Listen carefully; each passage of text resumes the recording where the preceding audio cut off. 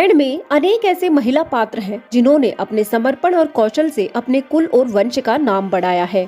उन्हीं में से दो महिला पात्रों का बखान यहाँ इस वीडियो में करने जा रहे हैं। कैसे माता कौशल्या बनी राजा दशरथ की पत्नी, आखिर क्या कहानी है इसके पीछे की। साथ ही मंदोदरी जो रावण की पत्नी तो थी, लेकिन उच्च संस्कारों का उनमें कैसे वास हुआ, अपने पूर्व जन्म में वे क्या थीं।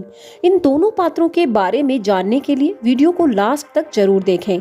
चलिए सबसे पहले माता कौशल्या के बारे में बात करते हैं, जो राजा सुकौशल और अमृत प्रभा की पुत्री थीं। जब कौशल्या बड़ी हुई तो उनके स्वयंवर के लिए आसपास के सभी राजाओं को आमंत्रित किया गया था, लेकिन कुछ आपसी मतभेद के कारण राजा दशरथ को नहीं बुलाया गया था, यानी उन्हें आमंत्रण नहीं भेजा गया था। लेकिन राजा दशरथ कौशल्या को पसंद करते थे, इसलिए राजा दशरथ ने राजा सुकौशल से मित्रता का हाथ बढ़ाया। लेकिन राजा सुकौशल ने मित्रता के प्रस्ताव को ठुकराकर राजा दशरथ को युद्ध के लिए चेतावनी दे डाली।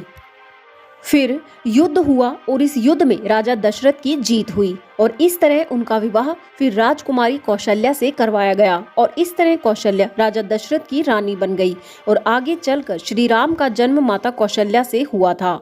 इस प्रकार माता कौशल्या अयोध्या की महारानी बनी थी। अब बात करते हैं रानी मंदोदरी की कि कैसे वे रावण की पत्नी बनी। रामायण में मंदोदरी की छवि अत्यंत सकारात्मक थी, लेकिन उनके बारे में बहुत कम वर्णन किया जाता है, या यूं कहें कि बहुत कम चर्चित पात्रों में से एक है मंदोदरी का चरित्र। आज हम उनके जीवन के कुछ खास बातों के बारे में जानेंगे। एक पौराणिक कथा के अनुसार एक बार मधुरा नाम की अप्सरा कैलाश पर्वत पर भ्रमण कर रही थी, जहां शिवजी जी विराजमान थे।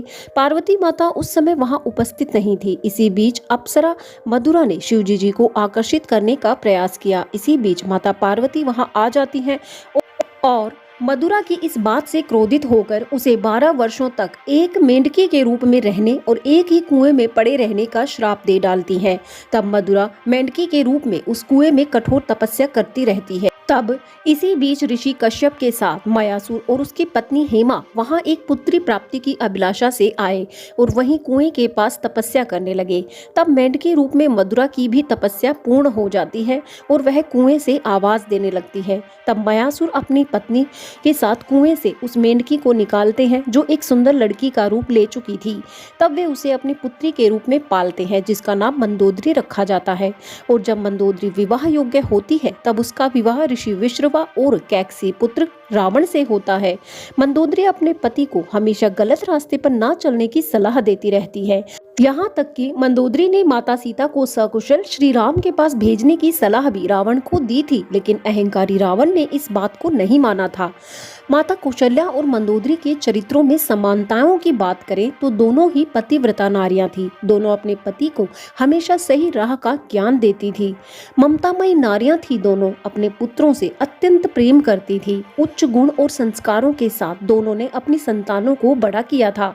तभी तो कौशल्या पुत्र श्री राम सर्वश्रेष्ठ पुरुष कहलाए और मेघनाद को रावण से भी अत्यंत शक्तिशाली और पितृभक्त कहा जाता है। लेकिन कुछ पौराणिक संस्करणों में मंदोदरी के विषय में ये कहा जाता है कि उन्होंने रावण वध के पश्चात विभीषण से विवाह कर लिया था।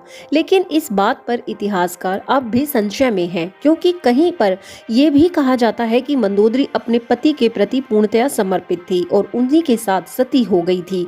इन सब बातों से ऊपर यही वंदनीय है कि ये नारियां उच्च गुणों और उच्च चरित्र वाली नारियां थी, जिनके कारण हमारी संस्कृति आज भी जीवित है। आपको दोनों में से कौन अति प्रिय है और किसका चरित्र आपको सबसे ज्यादा सीख देता है? इनके विषय में आप और क्या जानते हैं? कमेंट बॉक्स में अपने विचार जरूर साझा करें और ऐसे ही ज्ञानवर्धक वीडियोस के लिए चैनल से जुड़े रहें। वीडियो अगर पसंद आया है तो वीडियो को लाइक शेयर करें। जय श्री राम।